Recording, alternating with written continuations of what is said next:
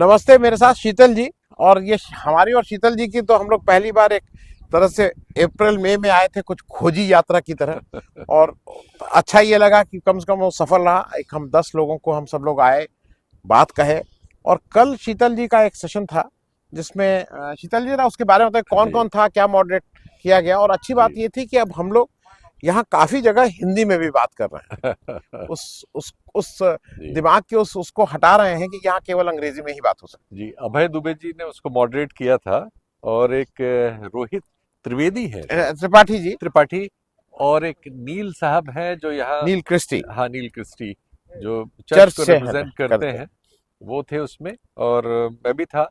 और अंतर्राष्ट्रीय राजनय पर खासकर जो इस समय कठिनाइयाँ आ रही हैं, उस पर बातचीत शुरू हुई थी।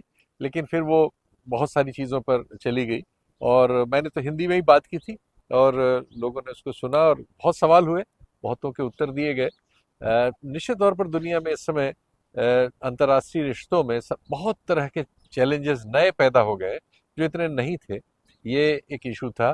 दूसरे, जिस तरह का मीडिया है दुनिया में इस समय, और जिस तरह से उसमें टेक्नोलॉजिकल कंट्रोल बहुत सीमित होता जा रहा है, बहुत कम हाथों में, जो डिस्पैरिटी की वजह से वैसे ही दुनिया में चीज़ें जो है बहुत कम हाथों में बहुत सारी चीज़ें होती जा रही हैं, और उससे तनाव है। और दुनिया भर में इस सब को लेके जो उथल पुथल हुई है द्वितीय विश्व युद्ध के बाद, इंस्टीट्यूशंस कैसे बदले हैं, उनका रोल कैसे कम हुआ है, इन सब चीज़ों पे बातचीत हुई, बड़ी अच्छी बातचीत हुई। और मॉडरेट चूंकि अभय जी कर रहे थे तो उसको कहना ही क्या, जी अंग्रेजी हिंदी दोनों में बहुत ठीक ठाक सी बात हुई। जी। और ये अच्छा ये लगा कि पार्टिसिपेशन उधर से था। मैं एक छोटा एक उसमें भी बता दीजिए हम्म कि ये कैसे जे ए मूर यहाँ के हैं हम्म। कांग्रेसमैन, जो वो कांग्रेसमैन। और कैसे आगे पूरे टाइम बैठे रहे। जी जी और उनके कंसर्न वैसे ही थे। जी जी एक व्यक्ति जो कहता है कि नहीं, भारत जरूरी है क्योंकि लार्जेस्ट डेमोक्रेसी है, जी भारत जी जी 3 3 बार गया है भारत को समझने के लिए। जी। वहां के उसका एक मिनट का वो उनका ब्रीफ। डेमोक्रेट सांसद थे, थे मतलब नहीं हैं। और ब्लैक हैं। और यंग बच्चों है की यंग है। और बहुत स्पष्ट थे अपने मामलों में। वक्तव्यों में। और भारत और अमेरिका के रिश्ते में जो जरूरत है दुनिया के लिहाज से, जो जो उसका जरूरीपन है, उस पर बहुत साफ साफ बोले। और अनेक सवाल लिए उन्होंने, और बहुत बार हस्तक्षेप भी किया ऐसे पैनल्स में जिसमें वो नहीं भी थे। सवाल आए तो वो खुद सवालिया बन गए, और काफी उन्होंने हिस्सा लिया, बहुत वक्त दिया। ये बताता है कि जो चिंताएं हैं वो वैश्विक हैं, बहुत सारी चीजें साझा हैं, और लोग उनको हल करना चाहते हैं। एक विजडम भी है हर जगह। और बहुत ही शानदार मैं कहूँगा। इस तरह से हम लोग तो भाई जब आए थे यहाँ कोलंबस बन के अप्रैल मई में, तब सोचा नहीं था कि 4 5 महीने बाद हम यहाँ यहाँ से इस तरह से मोहब्बत मिलेगी, और इतने लोग आएंगे, इतनी यूनिवर्सिटीज के रिप्रेजेंटेशन आए, इतने बड़े बड़े लोग आए, और इन्होंने कितना कंट्रीब्यूट किया। और यहाँ आके फिर पता लगता है जो बात है कि गांधी माने क्या है, हमारे पास कितना बड़ा एसेट है।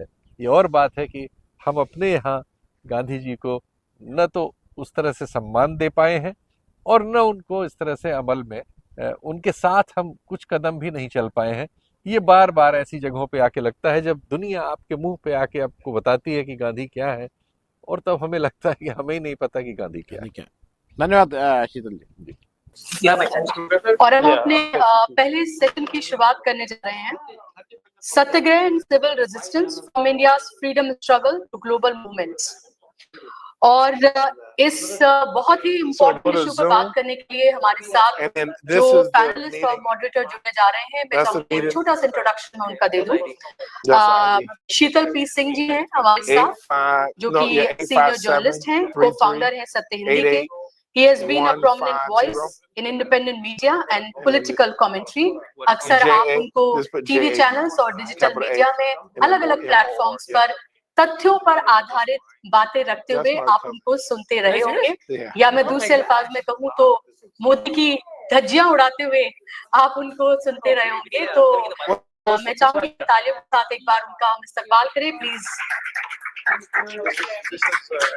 जो हमारे अगले गेस्ट हैं, उनका नाम भी मैं यहाँ पर मेंशन करूंगी, रोहित त्रिपाठी, जो कि policy analyst based in Washington DC. He specialises in public policy and civil engagement with a global perspective. Rohit ji, if you can hear me. I'm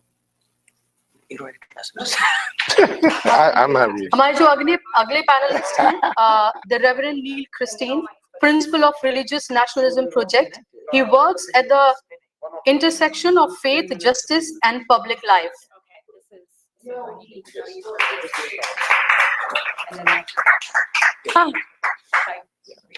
Thank you. I think Sheetal ji and Neil, can we have you here? Yeah.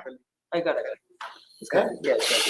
और It's connected. इस session को जो moderate करने जा रहे हैं, उनको किसी इंट्रोडक्शन की जरूरत नहीं है। प्रोफेसर अभय दुबे जी, सीनियर जर्नलिस्ट हैं, academic, widely respected for his insights on politics, media, and society. Abhay ji, please. It's okay. So I'll get you that. The stage is yours now. You have the mic? Yeah, I'm gonna do it in 45 minutes. Thank you, Bushra, for introducing me kindly. Sing. सब साथियों को Yeah, I'll just do it in नमस्ते 45 minutes. That way. और मैं It's all good. इस चर्चा के सत्र की शुरुआत हिंदी में करने की Yeah, we're बजाय good. मैं अंग्रेजी में कर रहा हूँ क्योंकि हमारे साथ रेवरेंड नील क्रिस्टी हैं and he's not Yeah, I comfortable pushed it with back. We're all good. Hindi, so that's why yeah Yeah, okay. Yeah, I'll just push it I back. will That way I take don't this have foot to. to the other So I can kind of rather fellowship English. with you guys. Okay, I got this question. so after Yeah, I was like, yesterday's oh, let's go. thought-provoking and sometimes exhilarating Hey, discussions you ready? on various themes, Yeah, I I know. welcome you warmly on behalf of the organizers who have been painstakingly working for the success of this wonderful conference. Friends, this is going to be the first session of today's proceedings, which is, as we know, is the concluding day of the conference. As a moderator, I will now introduce the subject of discussion.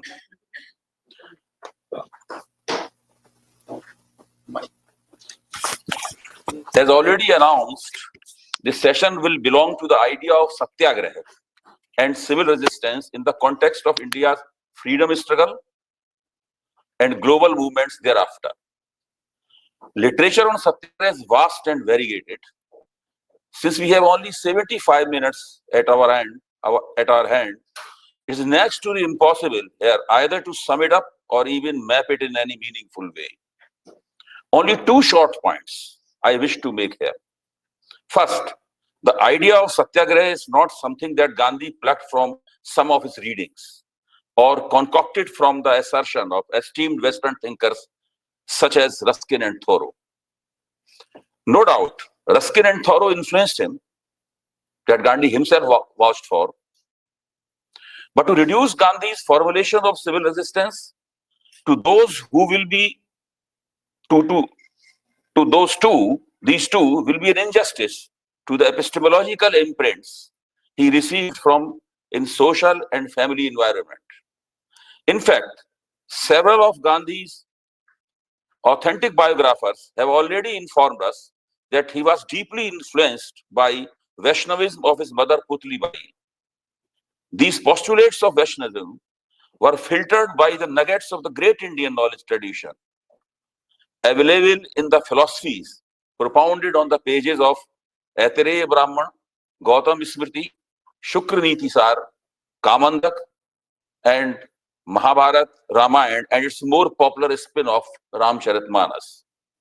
Modern scholars such as U.N. Ghoshal and K.M. Panikkar, and they are both sides of the fence. One is the leftist, another is not, had also accepted the presence and relevance of these ideas.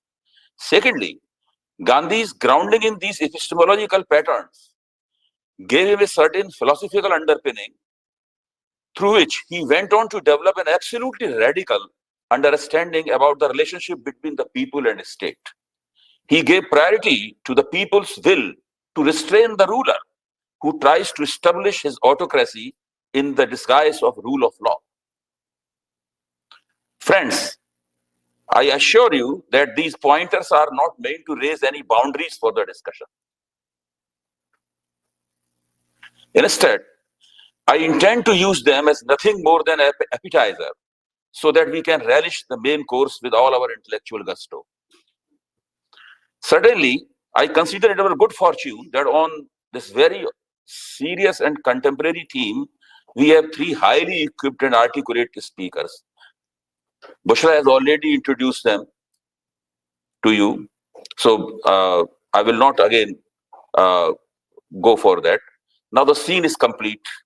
Protocol of today's discussion is simple. Like yesterday, whole session will last for 75 minutes only.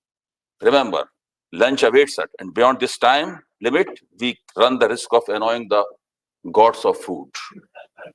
Precisely for this reason, each speaker will have not more than 15 minutes each to give the starting presentation. Since I have already consumed 3-4 minutes, we will have a question answer session for next 25 minutes plus. So thank you from my side again to bear with me. And now I call upon my friend Rahul Tripathi to Rohit Tripathi to bestow upon us his insights. Yeah, a lot of people have called me Rahul, by the way. I don't know why, but you must have heard of him. No, I was telling Congressman Moore that, Ro Khanna's first name is Rohit. That's my separate name. So Ro Khanna's doing a good job of maintaining my brand. So if you meet him, tell him that. Thank you so much. Ladies and gentlemen, friends, this is an incredible honor to be here with what I call a group of truth seekers. That's who you all are. The work you do, whether it's as journalists, as representatives of people, as civil society activists, who I claim to be one, it's inescapable how anyone who is seeking truth non-violently cannot but admire Mahatma Gandhi. It's just not possible. Abhayji talked about the connection between Thoreau, the essays on civil disobedience being an inspiration to him, but Gandhi practiced it. There's a very famous quote by Dr. King, and he says, Jesus gave me the message, but Gandhi gave me the method. And on this day, on October 2nd, in this location, to have the honor of talking to you guys about my, not just admiration of Gandhi as a person, but primarily as a strategist.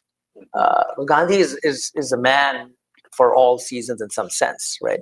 And the best season for Gandhi is a season of struggle. As you mentioned, Congressman Moore, you're a fighter. Everybody here, sitting here, has a fighter in them at the end of the day. And Gandhi absolutely taught us how to fight, but fight non-violently, fight without hate. And those are very difficult things to do. But guess what? He mobilized a nation that had about 14% literacy. 14. There were 330 million people in India at that time. Most of them had resigned to their fate under colonial rule. And for that man to come in, empower them, give them agency, as they say now, is nothing short of a miracle. Einstein was absolutely right when he said that generations to come will scarce believe that one as such ever walked in flesh and blood upon the earth. But again, I want to come back today to talk about Gandhi's methodology, one of his greatest contributions to humanity. I downplay Gandhi, the ideologue, because Gandhi's ideology on a lot of different things fluctuated throughout his life. And he was never shy of self-correcting himself, that I may be wrong on something and I'll change my position. And you can see that on many issues. And a lot of people who analyze his character, I think, miss the point. The point about Gandhi is how do you organize and how do you mobilize people who are marginalized at the end of the day? So I'm going to quickly go over an experience where that I felt changed my perception of Gandhi. Growing up in India, my perception of Gandhi was derived from textbooks, what I heard at home. I came from a family of freedom fighters. And Gandhi was elevated to almost a divine status, and there's good and bad about that. The good is that you don't try to analyze him. You don't try to get a deeper sense of him. He's just somebody who has to be revered. So my understanding of Gandhi was biographical. Where was he born? When did he go to South Africa? When did he go to England? He was, obviously a lot of people my generation in India especially learned about Gandhi from the movie, Richard Attenborough's movie. It's a great movie. It's a phenomenal movie. It's my favorite movie of all time, and anytime I start watching it, I have to watch it to the end. But it only scratches the surface of what kind of a strategic thinker Gandhi was. It was only when I came to Maryland, at the University of Maryland as an undergraduate student, that a friend of mine was taking a class on Gandhi, that I started to realize how shallow my understanding was. And fast forward to 2000, a good friend of mine, Eric co-host, he started a nonviolent studies circle. He was inspired by the work of Gene Sharp. So if those of you who don't know who Gene Sharp is, he's an amazing, he passed away in 2018, but Gene Sharp was a gentleman who refused to be drafted for the Korean War. This is in 1950. And before he went to jail, he wrote a book analyzing Gandhi's methodology, and he wrote a letter to Professor Albert Einstein. And he said, Professor Einstein, I'd love for you to write the foreword of the book, because this is what I think. I think nonviolence is our only way forward, and I would love to have your foreword. And he says, you're a brave man, Gene, that you're going to jail, number one, because you don't want to be drafted. Second, if I agree with it, I'll write it. So long story short, Einstein writes the foreword. Gene Sharp comes out of jail and then starts the Albert Einstein Institution at Harvard. And for the next 6 decades, he really boils down nonviolent struggle into a very methodical, systematic framework. And I've talked about it so many times that it'll take 30 seconds to go through it. First, number one, understand the issues from all perspectives, not just your perspective. And by and large, there are 3 entities that are at play in any problem, any situation. The people who want to transform the situation, the people who want to preserve the situation, and then the rest of the public, right? The rest of the public is simply resigned to the status quo. So you are yourself, let's call ourselves transformers, not the movies, but transformers for a second, right? You want to understand the issues from every single angle. Gandhi did that, Satyagraha for Satyagraha, by the way. He went to Champaran, the first one, 1917, and he studied there. He stayed there for 6 months, and he understood every aspect of the problem. Same thing if you go and look at the Satyagrahas from Gujarat, from Ahmedabad, but he's trying to mediate, the dispute between mill workers and the management. He goes there, he talks to both sides. So the first things first, understand the problem from all sides. The second is to develop local leadership. Once you know what the problem is, develop the local leadership. The leadership should be articulate, should be knowledgeable. And above all, you need to develop leaders that are educators. The leader should be able to develop further leadership. So that's that's step 2. But the third step in building a movement is the most important step, and that is building a constructive program. And what does that mean? That means, how do you lower the barrier to entry for everybody to participate? So Gandhi formally wrote it in 1941. It's called the constructive program, and in Hindi it's called the Rashnatmak Karyakram. And he had 18 different ways in which people could associate with the freedom movement. And if you couldn't do anything, just wear hand-spun clothing. Give up British cloth and wear hand. And the 18 points, you can go take a look. It's about Hindu-Muslim unity, the fight against untouchability, prohibition. I mean, the list is long. He combined a social reformation mission with a political mission at the same time. And then if you say the civil rights movement there too, ample evidence from freedom riders, from the sit-ins. You basically provide people. You basically meet people where they are and allow them to mobilize. And that's the beauty of nonviolence, right? It's not just the civil disobedience part. And shout out to the flotilla folks. I mean, by the way, Rajmohan Gandhi was talking about it, and that's just remarkable. I mean, that civil disobedience is a really important part of nonviolence. But even before that, if you want to mobilize people, and this is what Gandhi did, time and again, and this is what Dr. King studied about Gandhi when he went to India in the 1950s. Like, how do you guys do this, right? because we have a similar population which has been marginalized for so long, economically, educationally, in every sense of the word. What did you do? And that's what he did. So once you have a central vision, the vision for the civil rights movement was racial equality, right? And then there were multiple manifestations. The Voting Rights Act was just one of them, right? That was at the end of the journey. And you could see until Dr. King is shot in '69, and he's still working on economic justice and other things. Similarly, Gandhi had a pretty broad agenda. He had a central vision that political independence is the gate, is the door that we have to walk through, but that is only the beginning of the journey. It is not the end of the journey. So once you have the central vision, you have the constructive program, you've mass mobilized people. Now you're talking to your adversaries. You're talking to your adversaries from a position of strength, because you have now started to see the public being mobilized by what you're doing.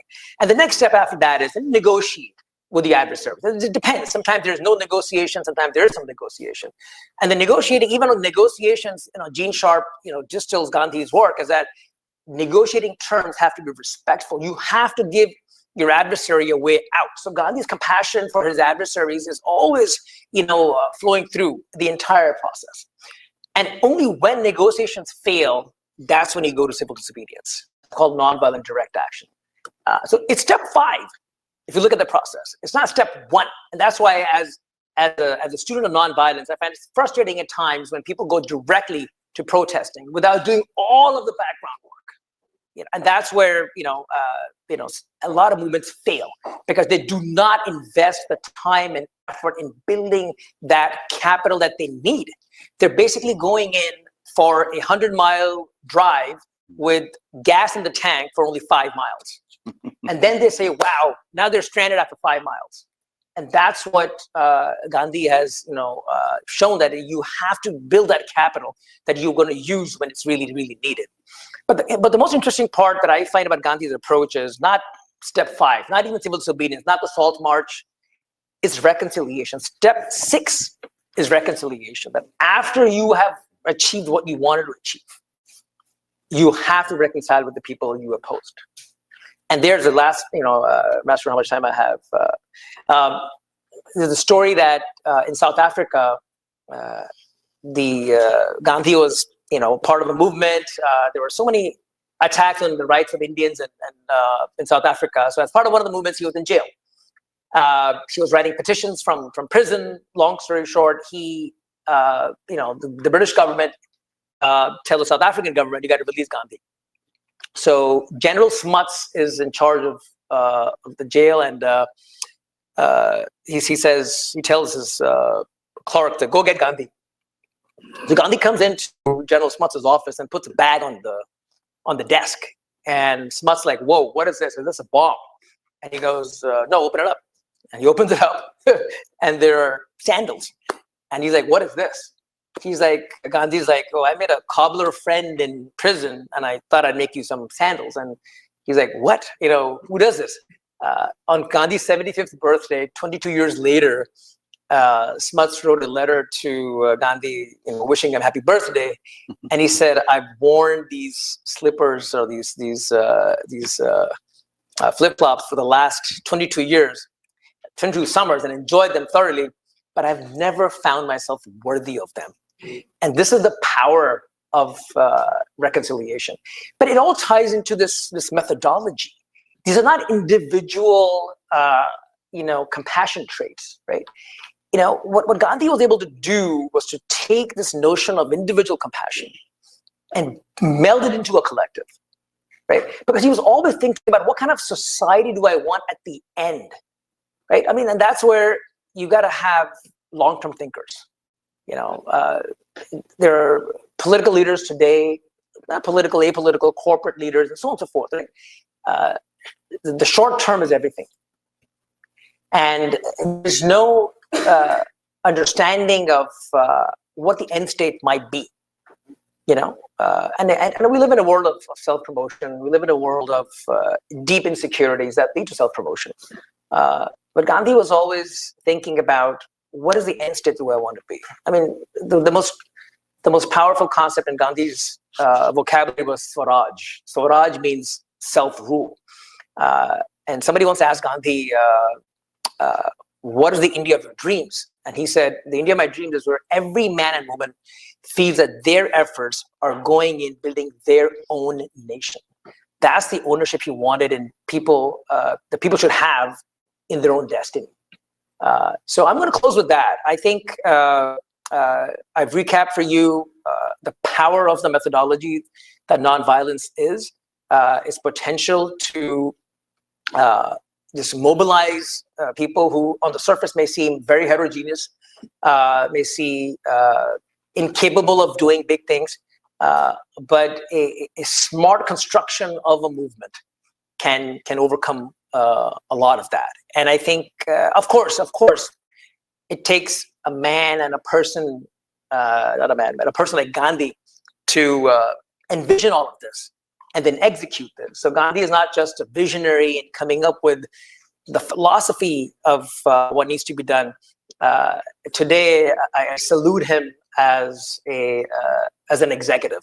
On March 12th, 1930, Gandhi gets up really early in the morning at Sabarmati Ashram in Ahmedabad, and he tells the people gathered there, this is the day he starts his salt march, 206 miles to the ocean, to break the law, to break the salt law. And he gets up early in the morning, they have an all-religion prayer meeting, and he tells the people gathered there, I'm not coming back until I win India independence. And he never goes back. Because he gets there, he gets arrested, then he moves to another ashram, and then in 47, right after independence, he's shot. So I want to pay my homage to this great soul who lived a life not just for his country, but for the world and humanity. And the only thing I would want you to take away from what I said today was there's a pathway to achieving the society that he envisioned, which has dignity for everyone. But that pathway can only be a non-violent pathway. Thank you. Thank you.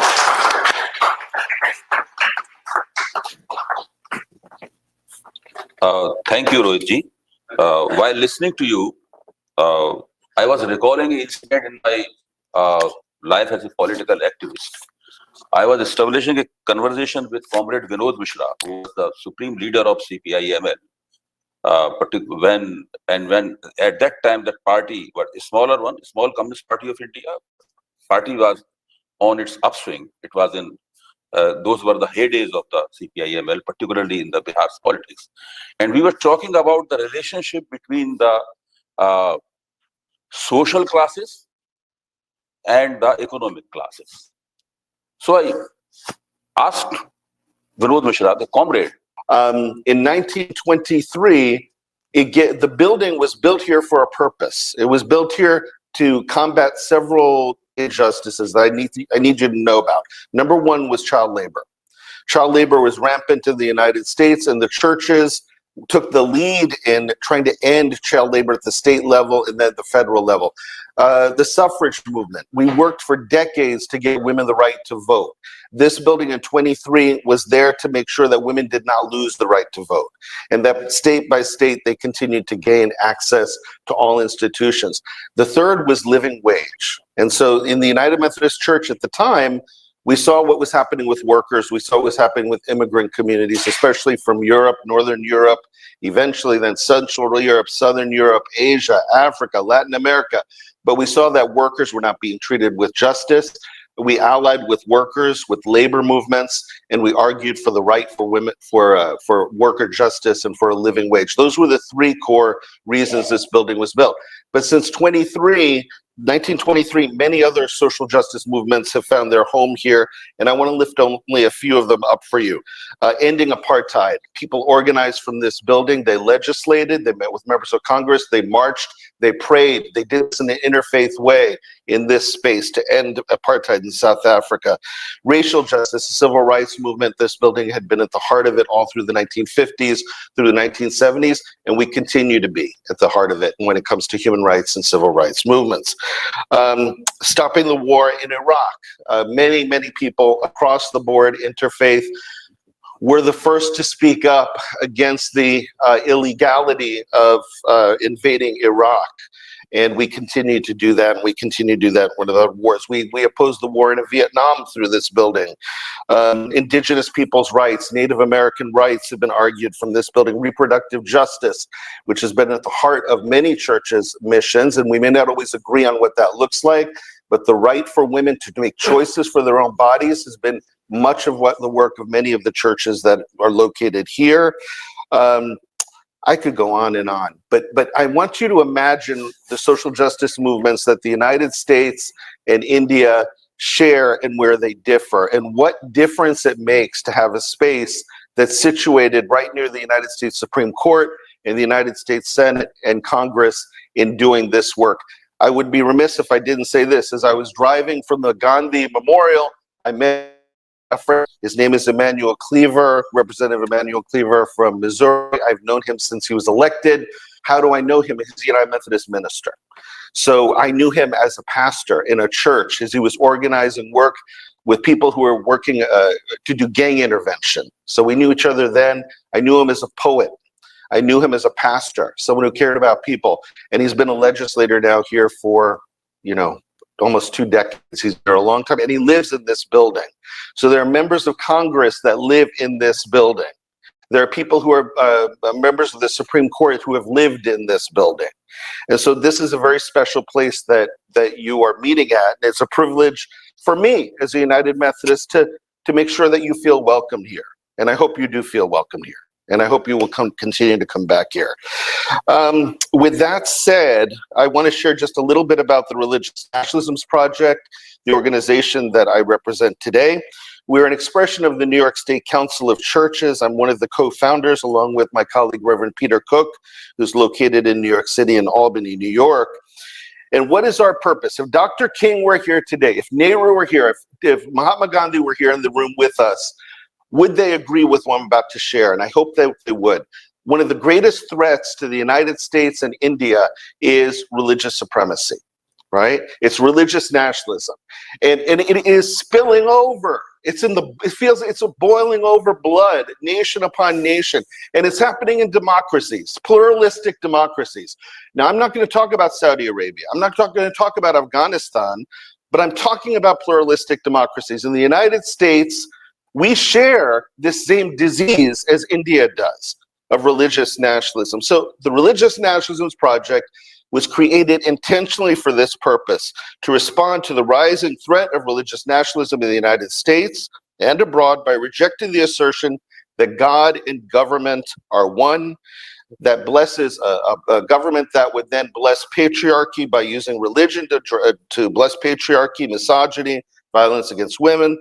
Something called replacement theory, which I'm happy to describe in more detail with you. The erasure of people's history, which is happening in India, it's happening in the United States, state by state. The use of religion for land acquisition, abuse of sacred narratives to defend exclusive territorial claims, the suppression of other religious groups. So that is the purpose of TRNP. By leveraging collective political will, we are finding that faith communities at the local level are able to speak for themselves.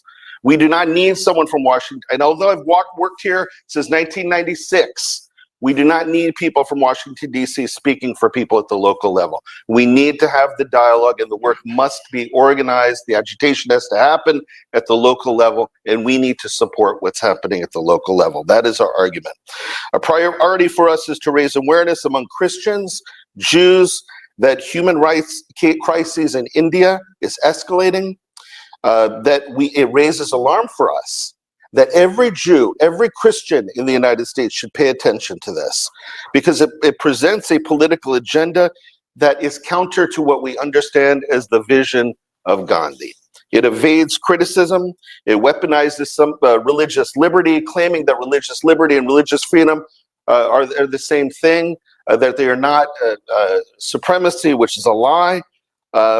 We have grave concerns over the constitutionality in India as well as in the United States of religious nationalism and the impact that it has, changing the constitution at the state level, at the federal level.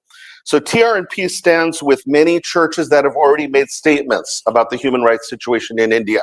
And I want to give you 3 of those statements and read from them so that you as journalists know and can share the story of what the millions of Christians are saying in this country collectively from a prophetic tradition. And I'm going to start with churches in India, what they are saying, and then I'll focus on what we're saying here in the United States. The United Christian Forum, which includes Catholics, Orthodox, Protestant churches, it represents 32 million people in India, demand that if this trend of religious nationalism in India is not stopped immediately through international political will, the concerted government action, it will threaten the existence of diverse Christian communities before 2050. 2050. That is the concern of the United Christian Forum. Case in point, the number of attacks against Christians has increased dramatically from 127 in 2014 to 834 by December 2024. Hotspots of viral hate, brutal mob violence, rampant social ostracization, maybe 10 times the number I've just quoted, at the grassroots as attacks go unreported. Retribution is an environment of impunity continue to be promoted by the government. Political patronage is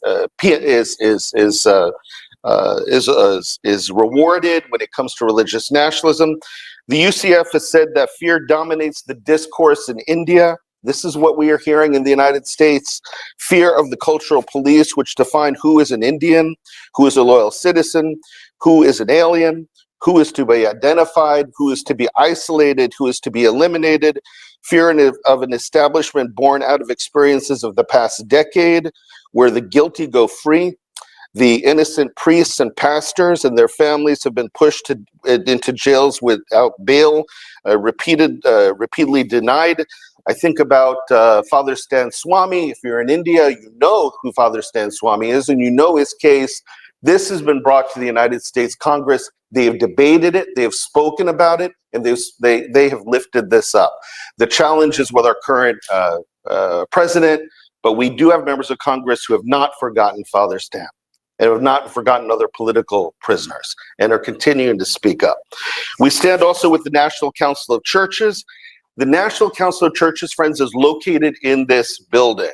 Okay, we represent 100,000 local congregations, 40 million mainline Protestant, Eastern Orthodox, Oriental Orthodox, African American churches, evangelical, peace churches. Less than 1 year ago, they passed a resolution that says this, and I'm going to give it to you verbatim, that religious nationalism in India is a potent source of danger when the language, the images, the text, the symbols of a majority religion are merged with political, legal, ethnic, and religious identities to assert a narrow interpretation of power, of destiny, of domination, of privilege, legitimating the lynching of Muslims, the burning of churches, sexual assault against women, attempted assassination of advocates. And we know that this has happened in the United States. We know that transnational aggression is real, and we know there's a bill, and you should be aware of this as journalists. It is being considered by both the House and the Senate to address transnational aggression, primarily perpetrated by countries, democratic countries like India. The National Council of Churches also calls upon member churches as well as partner organizations to raise awareness of the financial and other community support Hindu nationalism receives in the United States, to denounce any actions that aim to provide such support, to advocate to local legislatures, including the terror of caste as a form of discrimination and non-discrimination laws. In the United States, what would Gandhi and King say about caste that continues to be practiced in the United States? Casteism that's been exploited, been imported. How do we address this issue? This is a priority for us as churches. And I'm going to give you a final comment when it comes to my own church, the United Methodist Church, and what we have said. We have 6.5 million members in the United Methodist Church. There are over 30,000 congregations, all colors, all races represented. We have 6 million members across Africa, Europe, Eurasia. I travel frequently to Africa, countries in Africa, to do work on conflict resolution with them and advocacy on justice with them. They are aware of the situation in India. They are very aware of the situation in India. The United Methodist Asian American Caucus has said in the last decade, Hindu nationalists, with the help of Christian nationalists and the alliance between the two, have injected their far-right ideas into to textbooks. California is one example.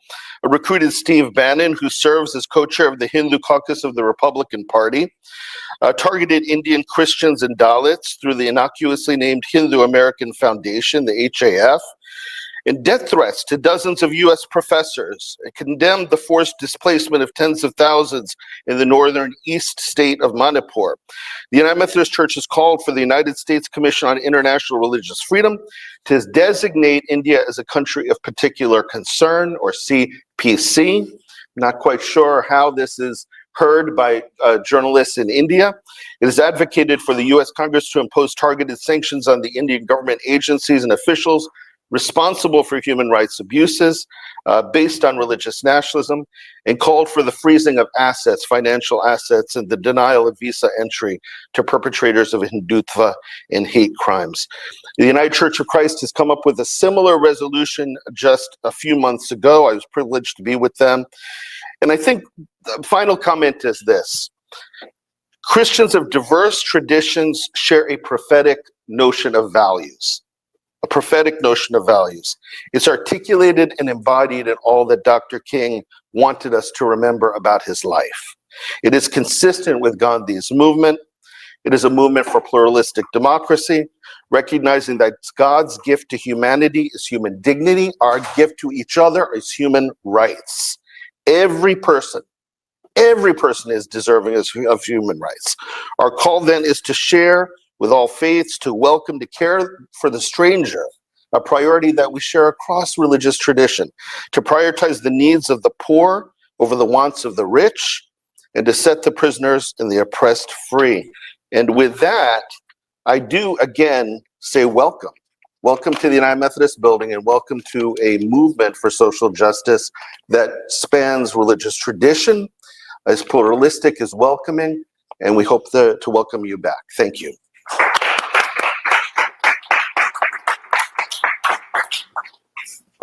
Thank you very much, Reverend Christie. Your presentation was full of forceful oratory in the best tradition of Dr. King. Thank you again. And particularly, his intervention leads us to the problem not only of United States, but of the current Indian politics also, where the religious nationalism is ruling the roost, almost ruling the roost. And it's very difficult for us to devise the ways and means to contain it or defeat it. So this is the I think you have talked about the Gandhi's relevance beyond the United States, beyond India, and you took the entire gamut of the problem of the religious nationalism. Thank you very much again. Now I call upon my friend Sheetal ji. Please come.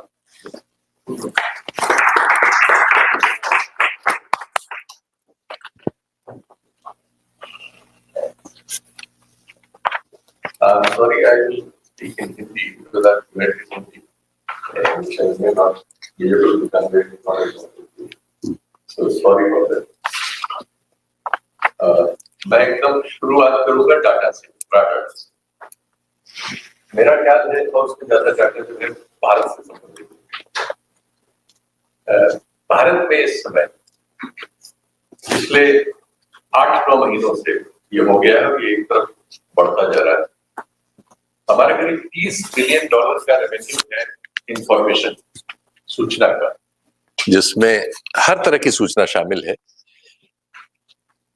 और उसमें से अब digital platforms का जो हिस्सा है वो 32-33% पहुंच चुका है, और ये पिछले 4-5 सालों में इसने अपने को लगभग 70-80% सालाना, और अब तो 100% की जंप लगा के जा रहा है।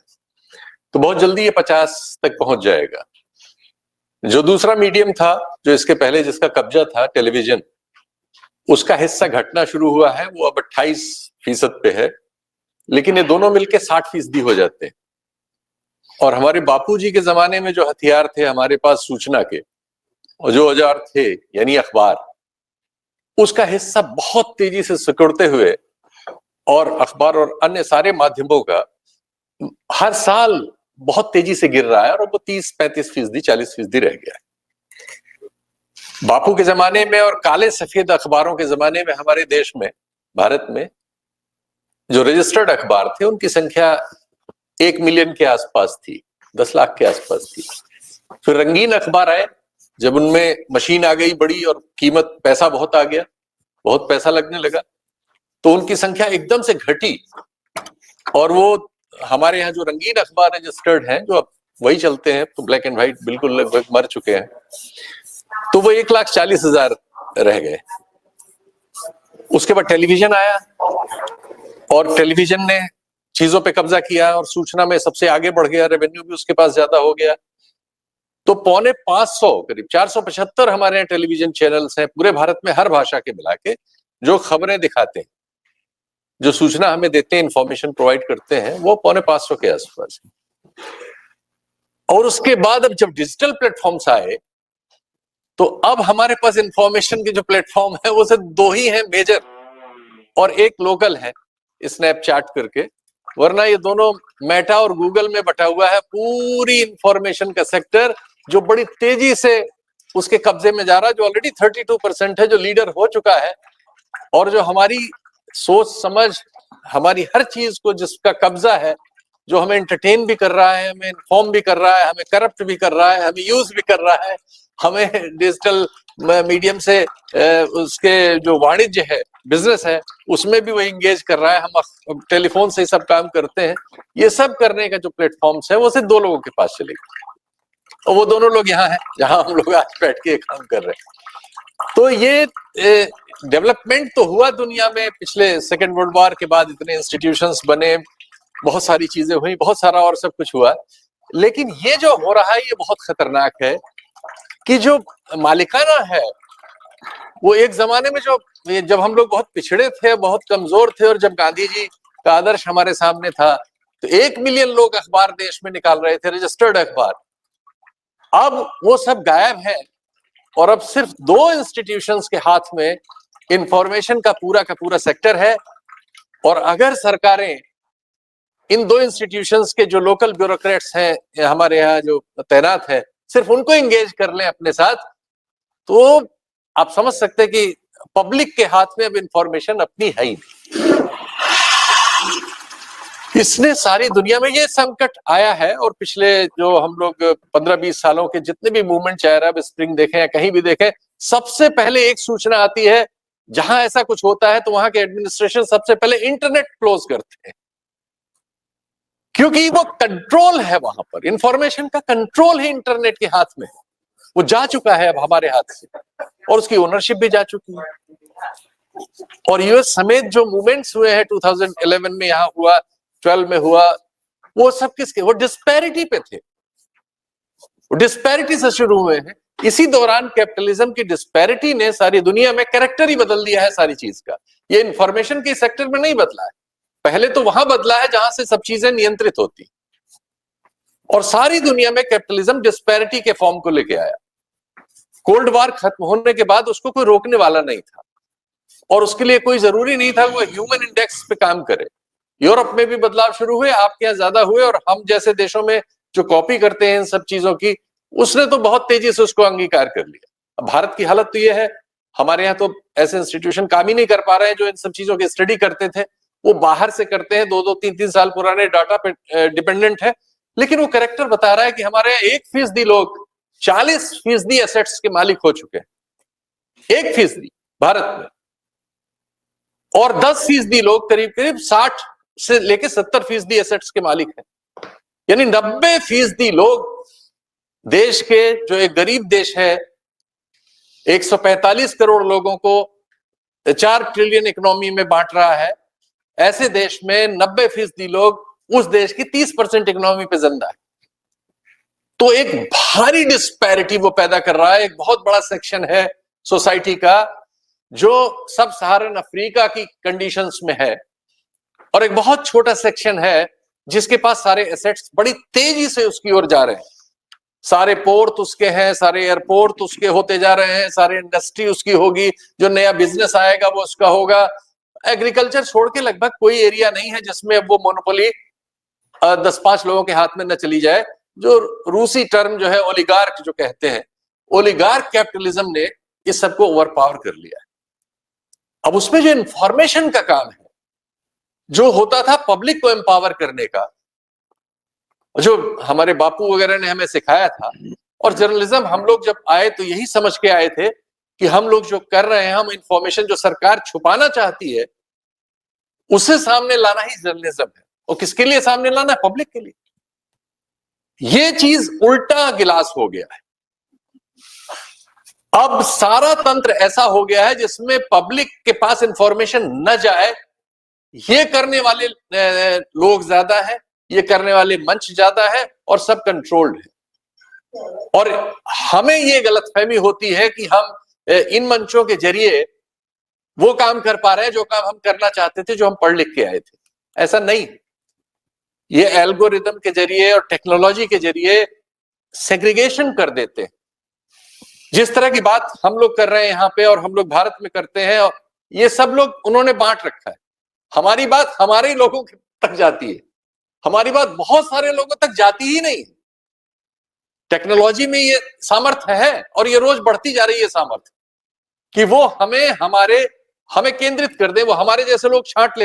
ये मेटा वगैरह के, फेसबुक के, इंस्टाग्राम के, इनके सब पे सब छटा हुआ है कि किस तरह के लोगों को क्या देना है, किस उम्र के लोगों को क्या देना है।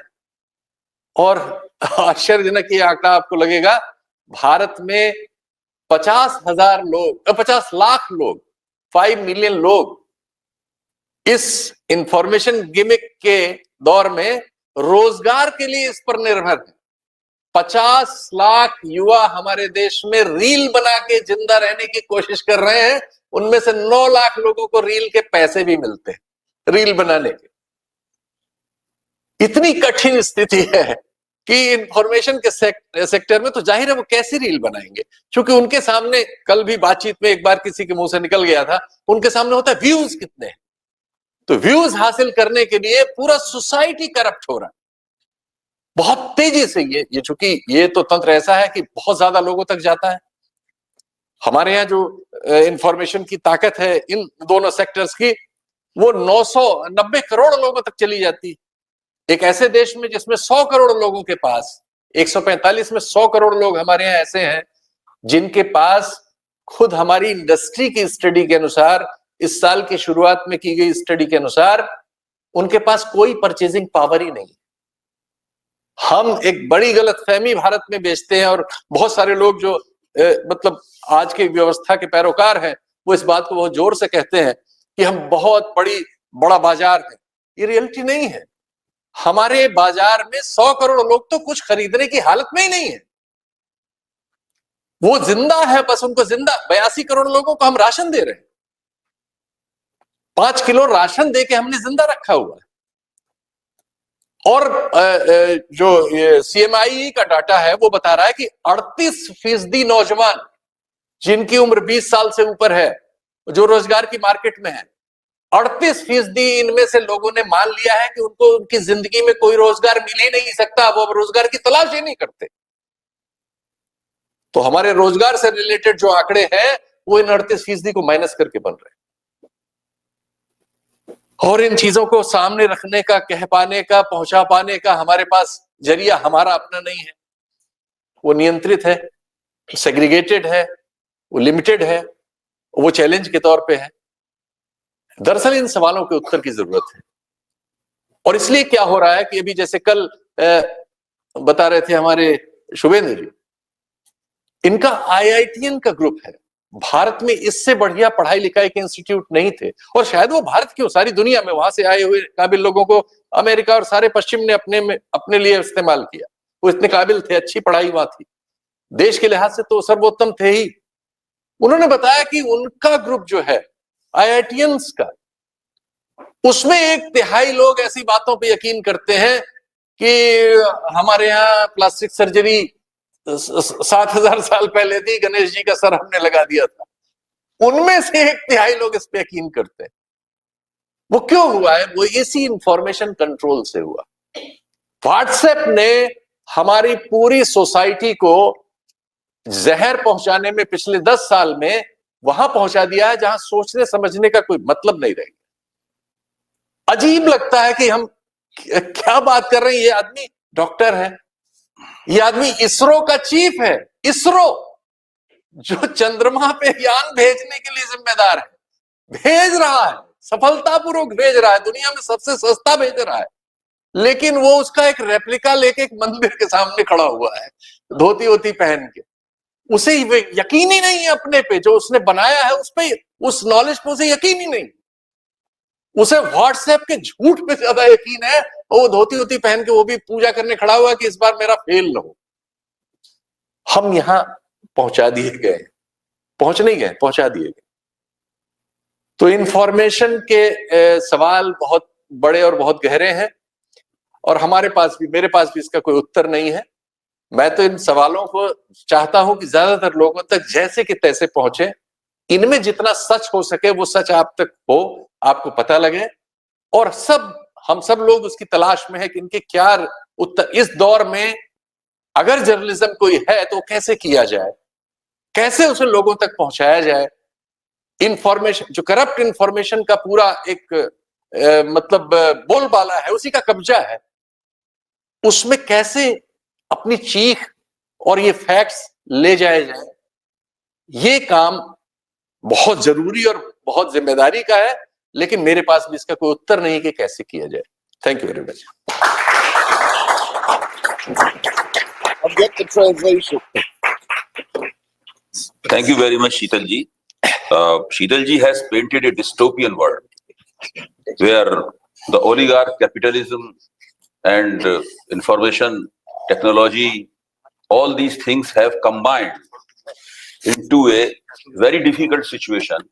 And in a way, he has gestures towards a problematic that whether the Gandhian technology, the Gandhian political tools can tackle this particular situation, where the democratically elected government surreptitiously becomes the elected autocracy, and everything's being done in the name of constitution, while all the time violating the spirit and word of constitution. But every time they are asserting that whatever they are doing in the name of constitution, and they are just propagating a pink picture about the Indian economy and all those things. So the question is, in fact, is before all of us, or we should reflect in the process of the question answer session whether the Gandhian political technology can deal with this kind of dystopian situation.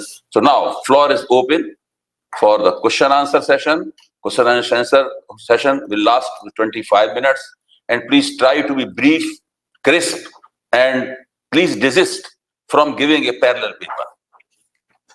Please. People, I found your thoughts very illuminating, very disturbing. I think my question is just, I'm sorry. In the context of this, I mean, the gist of your talk, as I understand it, is everything is captured. So we're here, where do we go? But I wonder how we think about something like the Bharat Jodo Yatra in this context. That to me was political mobilization on the ground. I mean, whatever one might think of, I'm not praising or putting the Congress on any pedestal here, or Rahul Gandhi, but the idea that you can still go to the people, that you can walk among them, and that alone can break the tools of technology and the hold of the elites, because the regular people can see you, can talk to you, and then all the fake stuff on WhatsApp falls away. So I wonder how much that is so to answer for Abhayji's point, this is a Gandhian tool. This is the Gandhian method. And it seems to me, I mean, when we tracked impact of the Bharat Jodo Yatra on electoral outcomes, that moved the needle significantly. It helped them. So it seems to have an impact. It does seem to break through. So I wonder what you can think of mass politics along those lines. And then just if that isn't the answer, is there a way to create public collectives? The problem is profit motive. Is there a way to create public collectives on media that allow you to continue to function and exist and also generate your own alternative pushes, not just WhatsApp, but on these alternative app sites like Discord and so on, just these alternative channels to get the message out? Will respond. But Sheetalji will respond, and if Reverend Christie or Rohit want to say something on it. फिर मैं आपको एक data दूंगा। मोदी जी सबसे पहले Twitter पे आ गए थे बड़े पॉलिटिशियंस में, सबसे पहले चीफ मिनिस्टर थे जो ट्विटर पे आए, और उन्होंने एक अमेरिकन एजेंसी ने उनको ये सब पढ़ के बताया था कि आपको ये करना चाहिए इन चीजों में, और वो उन्होंने करना शुरू कर दिया था जब वो चीफ मिनिस्टर ही थे और उन पर बड़े दाग थे।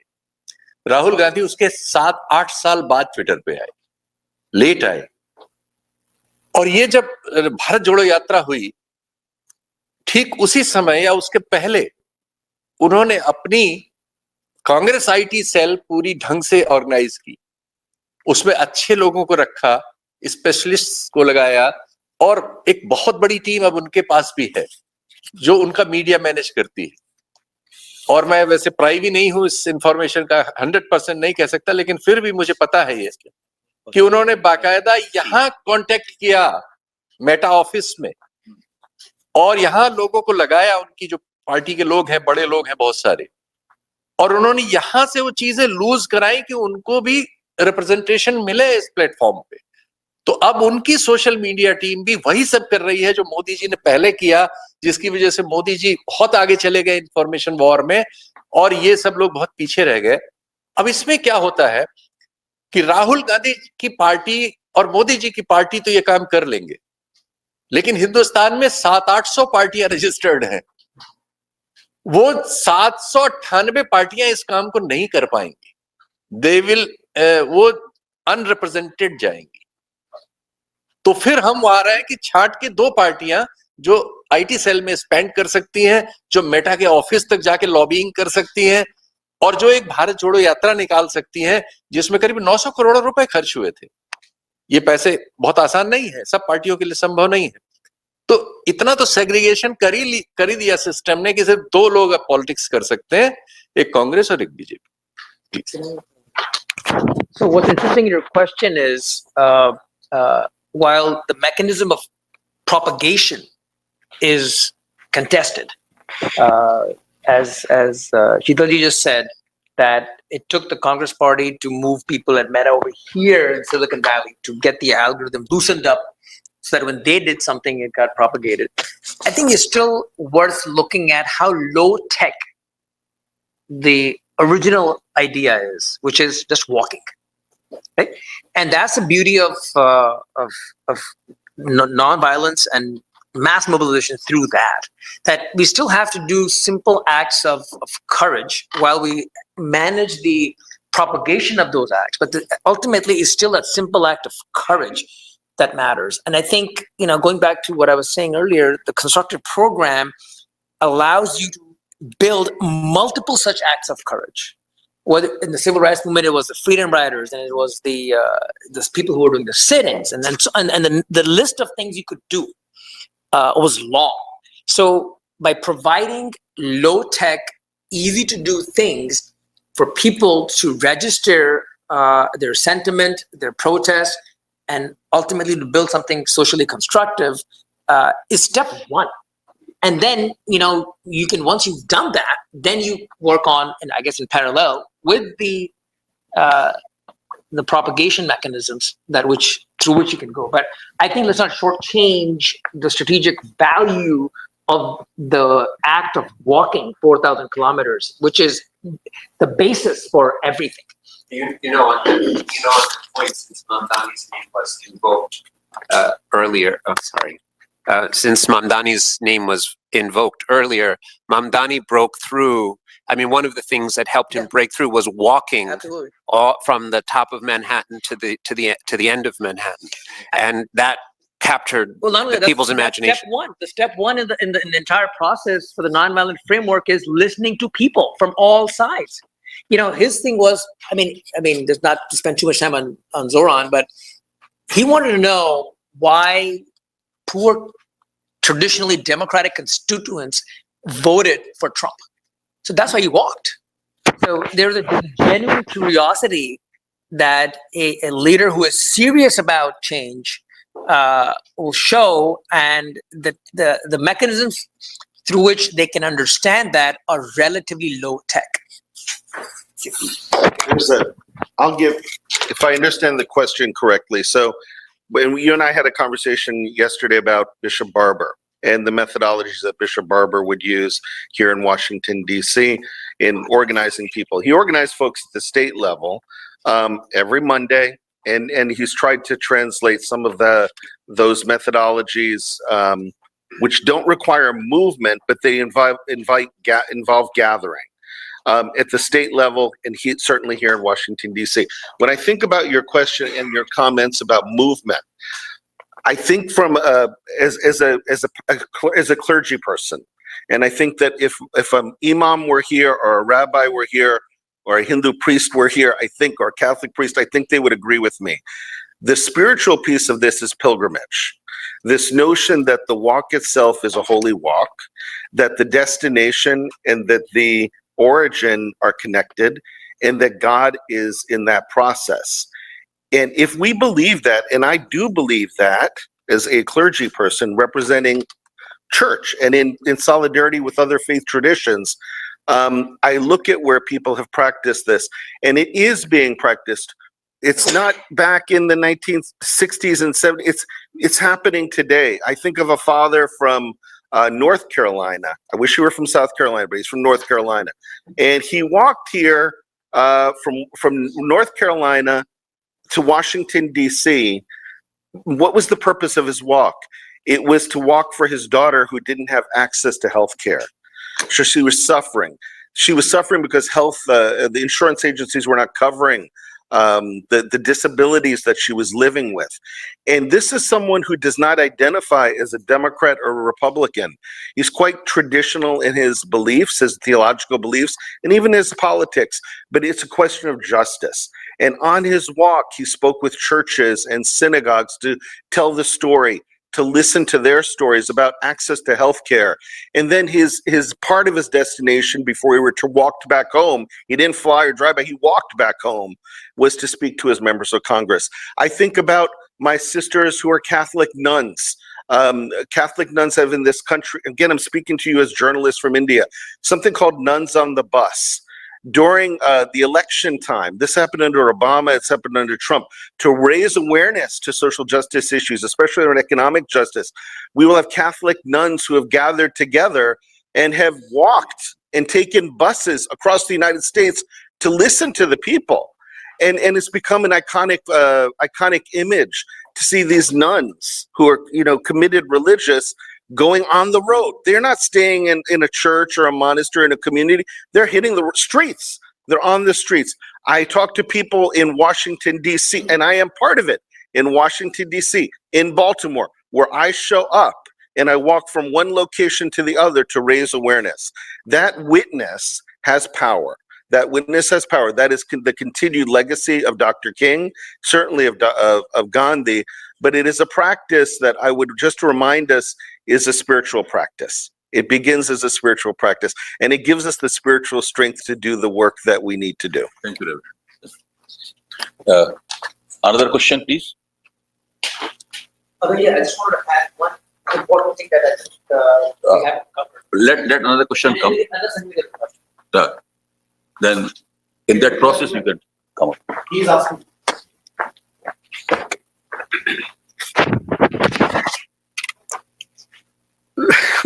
I got a little depressed, but also hopeful. Sorry.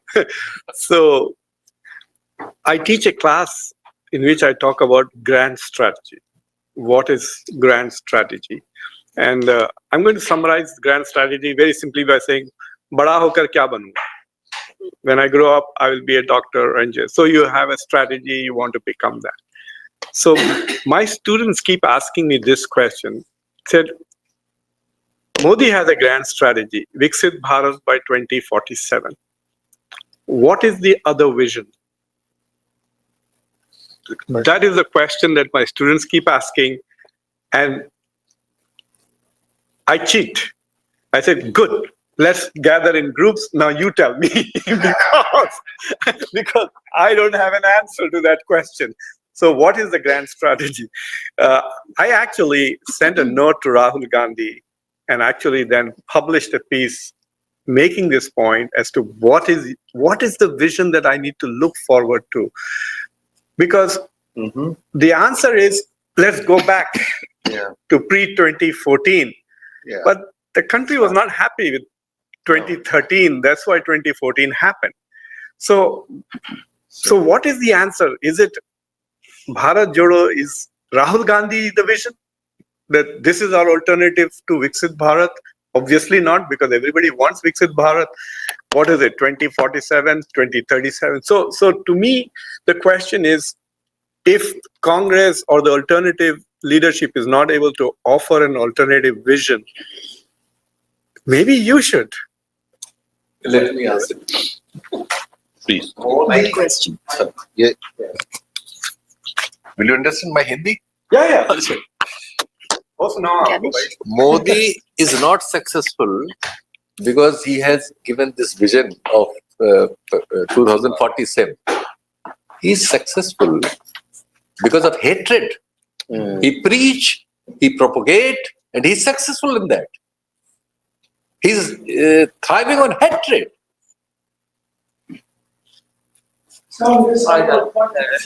You mean this? Can I? Yeah, it's camouflage. It's just Yeah, go ahead. It's nothing. Go ahead. So my view is that in the country, sometime back when the first election was coming on, 2019, a very revered ex-MP from the Rajya Sabha advised Modi and publicly went on record to say, if you want to succeed, progress and this kind of development will not get you votes. Start isolating Hinduism from Hindutva. And that this difference between Hinduism and Hindutva is the cause of our all chaos. We used to greet in my young days to another Hindu brother, Ram Ram. Today it's a slogan of war. Ram Ki Jai, Ram Shri Ram. The difference is there. Yes. So long as we don't speak the truth.